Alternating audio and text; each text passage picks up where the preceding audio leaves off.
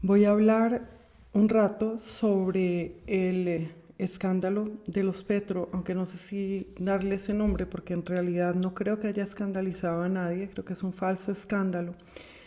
Y es una tragedia, pero es una tragedia construida sobre todo por los espectadores y las espectadoras. Voy a hablar, en fin, de el conjunto de noticias y tergiversaciones, el conjunto de titulares que han formado esta reciente historia de interés común. El primogénito del presidente Gustavo Petro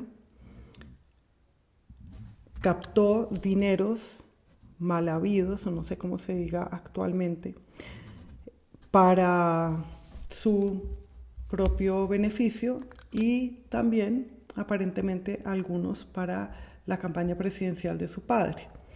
En todo caso, los captaba como dinero para la campaña, pero no sé bien cómo decir esto porque realmente no hemos entendido bien qué es lo que ha pasado. Y una de los motivos por los que no lo hemos entendido es que aquí parece que no hubiera una historia, que hubiera un montón de pedazos que son constantemente tergiversados por los medios, especialmente por la revista Semana, y convertidos en titulares que se citan, que se extraen de un texto. Titulares fuera de texto, énfasis en puntos que no son enfáticos y que no son importantes. Y quería hablar pues de esta adulteración de una historia que termina no siendo ninguna historia, sino siendo un conjunto de exclamaciones. Y es una historia que justamente tiene que ver con adulterio y esta corrupción de una historia por parte de un medio de comunicación y por parte también de algunos de los más conspicuos de sus espectadores que lanzan interjecciones y se santiguan cuando la han escuchado y hacen que nadie entienda y nadie sepa realmente qué pensar sobre esto, hasta qué punto es una cosa gravísima, hasta qué punto no lo es, hasta qué punto es casi nada, y de qué manera sí es mucho, pero la manera en que esta historia es mucho y es importante es porque habla de nosotros y de nosotras y de las familias y revive la tradición trágica protagonizada por los gobernantes, como sucede en la tragedia griega. Y no es importante porque hable de esta puñado de nombres que se lanzan una y otra vez, de aliases y de cifras confusas y nunca de demasiada monta. Creo que todo eso, creo que la historia de corrupción, de hecho, es secundaria en esta historia sobre el dolor y sobre la filiación. Eh, el nacimiento de la tragedia coincide con el nacimiento de la democracia.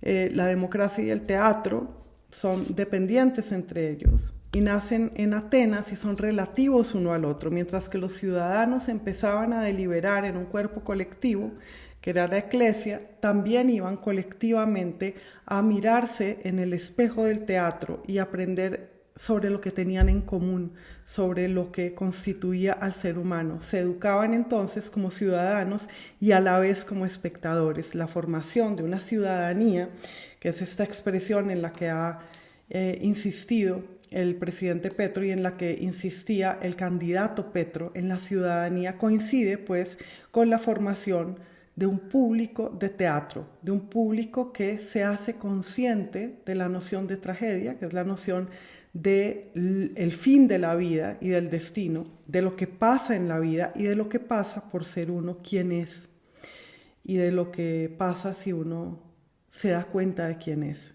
y se acepta a sí mismo. La tragedia trataba y trata sobre familias poderosas, sobre familias nobles. nos hace sentir terror y piedad, terror y lástima, y produce en nosotros, como el filósofo nos enseñó, una catarsis, que no significa, como mucha gente la usa, desahogo, sino que significa purificación. La catarsis supuestamente nos limpia, nos vuelve puros. La raíz de esa palabra es el griego de pureza. Y entonces esta tragedia, que supuestamente como tragedia nos purifica al ver con lástima lo que le pasa a su protagonista y al sentir piedad y al sentir lástima también por su protagonista, nos hace pensar también en otro término que es la corrupción. Una de las cosas que me han impresionado más durante estos días de tragedia y de confusión, de adulteración de una historia, es la compulsión con la que la gente ha repetido la palabra corrupción, referida a casi cualquier cosa, a no hacer algo totalmente transparente, a el dinero que pasa de manos sin que nadie sepa exactamente cómo ni de dónde a dónde, el empeñar unos principios o las actitudes que se tendrían según los principios propios, empeñarlas a cambio de una suma de dinero. Pero corrupción se refiere sobre todo a la transformación de una forma en otra forma, a la mezcla entre algo y el tiempo. La corrupción es propia de la carne, es propia de lo vivo y por tanto lo mortal. La corrupción entonces es realmente el cumplimiento o atañe o se relaciona con el cumplimiento de la única ley que siempre tiene que cumplirse, que cumplimos todos los mortales, y es la ley a la que más le tememos, que es la ley de la muerte, de la mortalidad. Es nuestra carne la que se corrompe y es a la corrupción de la carne a la que le tenemos tanto miedo. Y la búsqueda de la pureza, que es no solamente algo sin contaminación de otra cosa o sin mancha, sino algo sin la contaminación del tiempo. La búsqueda de la pureza, digo, es también la fantasía de la inmortalidad, es la fantasía de la no muerte y del no tener carne. La inmortalidad es realmente la violación de la ley que todas tenemos que cumplir por haber nacido. Entonces me interesaba eso, de la pureza y la corrupción y de la compulsión con la que usamos la palabra corrupción. No estoy diciendo, por supuesto, que no haya corrupción, ni estoy diciendo que la debamos aprobar, simplemente estoy expresando la gran preocupación que tenemos por la corrupción, mucha más que por la desigualdad, por ejemplo, que por la ineptitud, por ejemplo, que por la mala vida que nos damos, mucho más que por el dolor. Parece que a la gente le preocupa la corrupción de los demás, le preocupa realmente la corrupción de la propia carne. Bueno, no voy a insistir más en eso. Tengo tantas notas sobre este caso que no sé bien en qué orden las voy a decir. Estaba hablando de la tragedia y de cómo tiene que ver con la democracia y se forma al mismo tiempo esta noción de la decisión conjunta del gobierno que se ejerce por el pueblo y de los espectadores que van a verse a sí mismos al teatro. Y me parece que es sugerente el que el gobernante más democrático que hemos tenido, en la medida en que tiene una base más amplia pues, de representatividad, es el que más ha mostrado su tragedia familiar. Las tragedias, por cierto, siempre son familiares. Eso tiene que ver también con que los gobernantes anteriores de una clase, de una alta burguesía, tenían un pundonor y tenían un pudor y tenían una vergüenza realmente de mostrar su intimidad.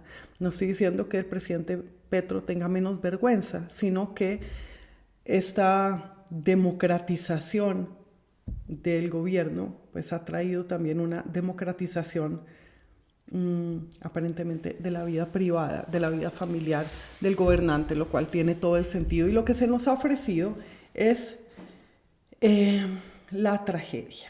Entonces, ¿qué es una tragedia? Pues es una obra de teatro en la que, como les dije, el fin se debe a el carácter de el protagonista. Pero no solo, el fin se debe también a que el protagonista se dé cuenta de él mismo, de ella misma. No voy a ahondar en eso. En las tragedias hay una predicción que se cumple y también un sacrificio. Suele haber alguien sacrificado. En esta tragedia yo creo que la predicción es lo mismo que la paranoia. Creo que es el temor de ser traicionado del presidente Petro, el temor de ser excluido y el temor de persecución. Y nuevamente no estoy diciendo que sea un temor injustificado, que se cumple y que se empieza a cumplir mucho antes de que se cumple. El hijo primogénito del presidente Petro lo traiciona, por así decirlo, o hasta cierto punto lo traiciona al no decirle que ha recibido supuestamente para su campaña y además ha robado parte de unos dineros que no ha debido ni siquiera recibir para su campaña. Esta es la traición del hijo primogénito y la traición que cumple, creo yo, el temor a la traición del padre. Hay un montón de cosas interesantes en medio. El hijo primogénito, Nicolás, traiciona al padre cuando él mismo se va a convertir en padre, cuando está esperando un hijo. Este hijo, Nicolás, ha sido abandonado por su padre desde muy niño. Su padre estaba en la cárcel cuando él nació y luego se reunió por un tiempo con él y su madre, pero ha dicho en una entrevista que hizo con Federico Gómez Lara y Daniel Coronel que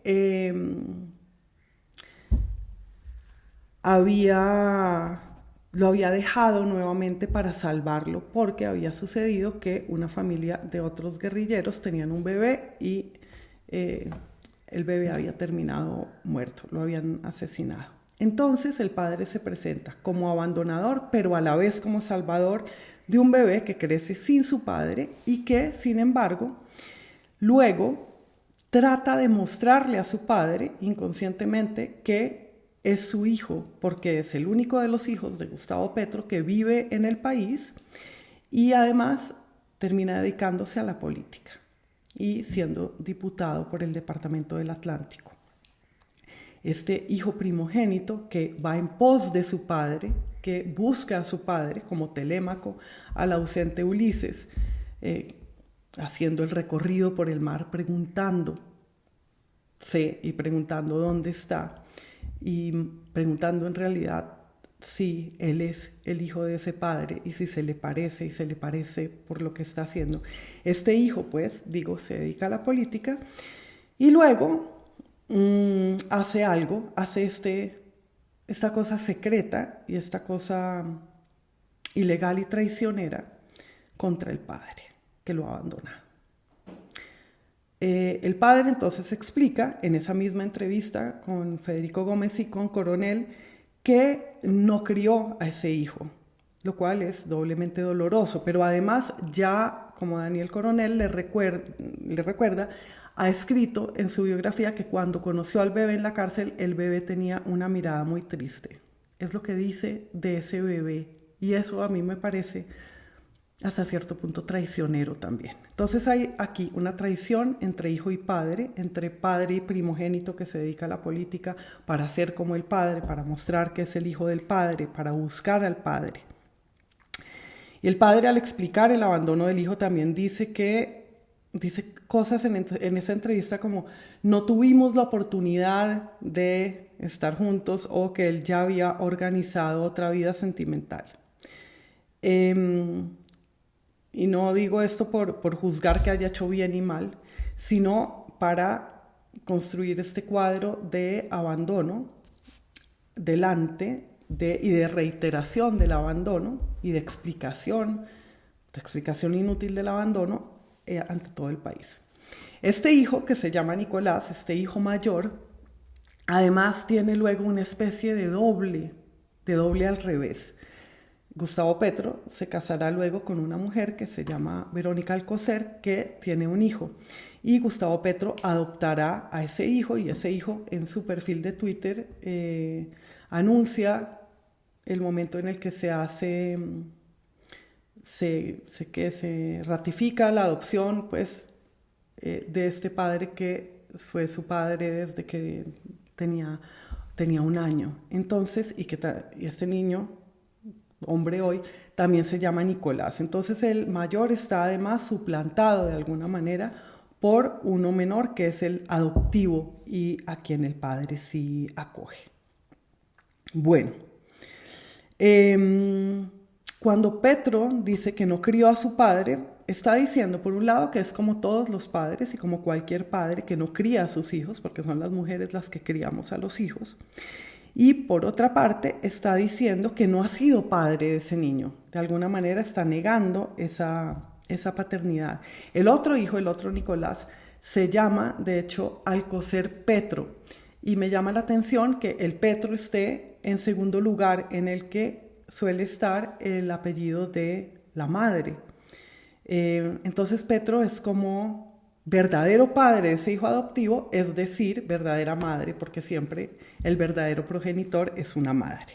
Bueno, esto entonces es como la casa de Tebas, pero después de 20 y pico siglos de vulgarización, pero no deja de ser la casa de Tebas. O sea, esto que estoy contando es lo más puro, hablando de corrupción y pureza, lo más puro del ser humano. Así es como actuamos todos. Yo no estoy diciendo en esta retahíla que me estoy echando que qué mal esta gente, que qué escandaloso. No, estoy diciendo, están cumpliendo un arquetipo. Todo esto nos pasa a todos nosotros en distintas medidas. Dentro de nosotros están todos estos tipos. El hijo que se siente aislado, el hijo elegido, el padre que es madre, que se llama patriarca, etc. Por cierto, una de las cosas interesantes que esto ha revelado es que Petro es un gobernador poco patriarcal. Esta familia que se le sale completamente de madre es la familia en la que no ejerce autoridad un padre, ¿no? Entonces es un gobernante bastante autárquico a veces, ha demostrado que no lo es tanto, pero no autoritario, como me hizo ver mi amiga Jimena Guerrero el otro día. Y entonces es un gobernante no muy patriarcal, que se pone en realidad en este papel un poco, pues, femenino, sometido de esto, a este embrollo, y en medio de este embrollo. El primogénito, que no creció con el padre, al aceptar esos dineros de estos hombres cuestionables en la costa, está recurriendo de alguna manera a otros padres. Entonces está siendo infiel a su padre, además, pues sin decírselo a su padre, pero estos otros hombres mayores, además, que tienen pues la autoridad del dinero, están fungiendo, creo yo, como estas figuras paternas con las que traiciona. Ok.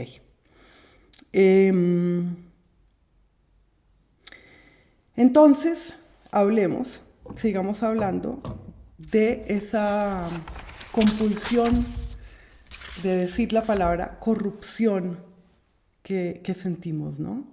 La corrupción, que es la corrupción de la carne, la decimos una y otra vez y tememos muchísimo a la corrupción, como decía, extrañamente, más que a la infelicidad, más que al dolor de un padre o al dolor de un hijo o a nuestro propio dolor.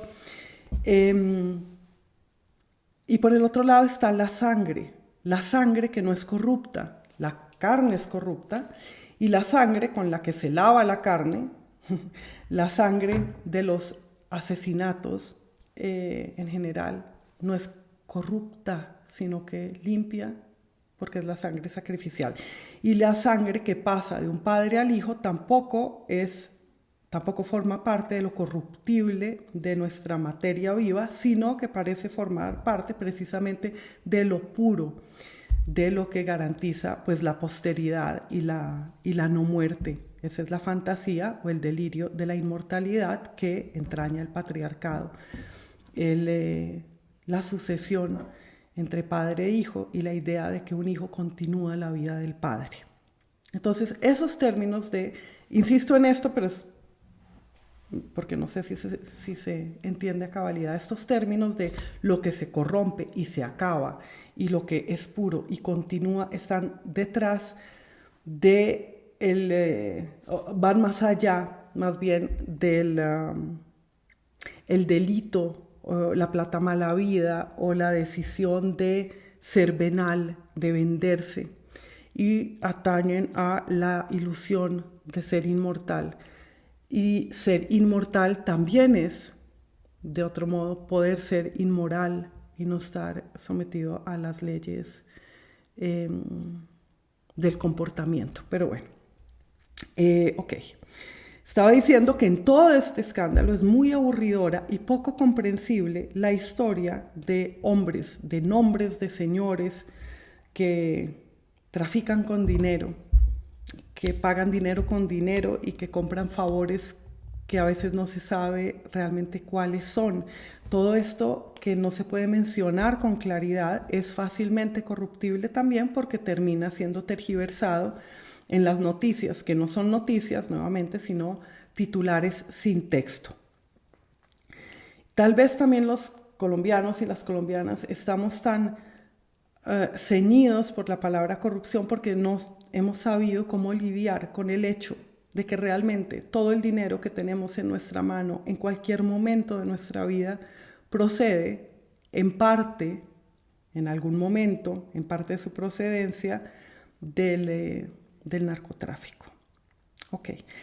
Esta tragedia tiene por otra parte el adulterio, ¿no? El hecho de que se inicia porque una mujer, la esposa del hijo del presidente, decide denunciar y decide hablar por un despecho, porque a su vez ha sido traicionada por este hombre infiel, que además consiguió el contacto de la mujer con la que la traicionó, que además era amiga de ella, también usando el nombre de la campaña de su padre, también usando a su padre. Todo esto pues es un gran embrollo, pero entonces hay que tener en cuenta también esa venganza de una mujer que ha sido tergiversada, que ha sido adulterada. Ser víctima de adulterio significa ser protagonista de una historia sin saber uno cuál es la historia realmente, ¿no? Entonces es una gran corrupción de uno, una gran transformación del personaje de uno sin que uno intervenga. Había una fantasía en esto, que era que el hijo que Nicolás Petro espera con su nueva pareja fuera a nacer cuando Nicolás Petro estuviera en la cárcel. De hecho, el presidente Petro tuvo un acto fallido, me parece un acto fallido freudiano, al decir, cuando imputaron al hijo, me parece, sí, antes de que lo capturaran, que era triste ver a un hijo en la cárcel o algo así, pero ni siquiera lo habían condenado, ni tampoco habían dicho que le iban a llevar a la cárcel. Pero hay esta fantasía de que el hijo va a estar en la cárcel, una fantasía creo por parte del hijo también, que es ese lugar en el que el padre estaba cuando estaba ausente para él.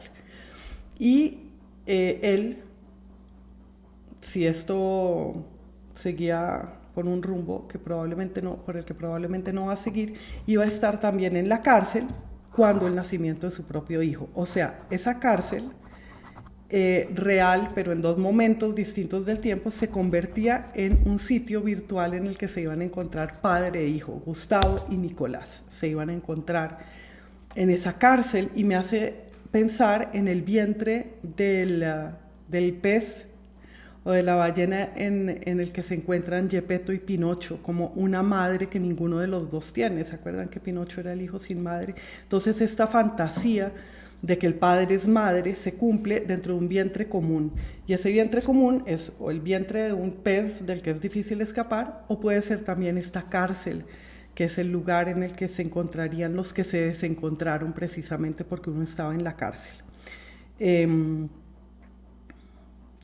De este lugar que es la cárcel no hay que nacer como se nace del pez, del gran pez en Pinocho, sino que hay que liberarse, lo cual entraña también otra relación distinta con la madre y con la mujer. Y creo que hay una especie de frustración en que no vayan a encontrarse ahora en momentos distintos del tiempo en la cárcel el padre y el hijo como una madre, como en una madre a quien pueden compartir.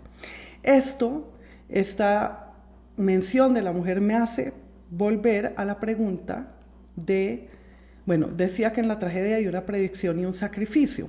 La predicción, ya dije, que es este miedo, sentimiento de persecución y este miedo a la traición que creo que tiene Petro, y que lo tiene con razón, digo. ¿Y quién es la sacrificada acá? Por un momento pensé que era la esposa, la ex esposa de Nicolás Petro, con la que se inició todo, con cuya venganza y cuyo dolor se inició todo esto. Pero yo creo que hay algo muy interesante en esta tragedia, y es que la sacrificada es la autora. Y la autora de esta tragedia, no la personaje, pero la autora, la que ha construido esto, urdido esto, es tal vez la periodista Vicky Dávila. Nuevamente, no quiero decir que se haya inventado las cosas, hago esta aclaración para no tener problemas, sino que ha sido la que ha redactado esto, la que ha hecho las entrevistas, etc. Y me pregunto, ¿cuál es el sacrificio que está dejando ella aquí, si es que ella es la víctima sacrificial de todo esto? La víctima sacrificial en el origen de la tragedia es una cabra. La cabra no es como Ifigenia, que sabe que la hija de Agamenón, etcétera, busquen luego, que sabe que la están sacrificando. La cabra no sabe que la están sacrificando, y su sacrificio da origen a la tragedia. En la palabra tragedia está el nombre de esa cabra, en la palabra griega tragedia. Hablando de palabras griegas, Nicolás, que es como se llama el hijo abandonado o parcialmente abandonado, y luego el hijo elegido, significa victoria del pueblo. Luego Verónica significa no sé qué otra cosa, ahora se me perdió, que lo dijo ayer Simón Villegas, otra cosa de la victoria. Y luego tenemos a esta última, que se llama, ya no por su origen griego, sino en español Victoria, que está en el centro de esta tragedia como autora, y creo yo tal vez como inmolada también. Ella se está sacrificando, y creo yo, o en parte, y no sé bien en aras de qué, para qué es lo que está propiciando o lo que está deteniendo con sus sacrificios. Sabemos que los sacrificios en general propician o aplacan a los dioses. Bien.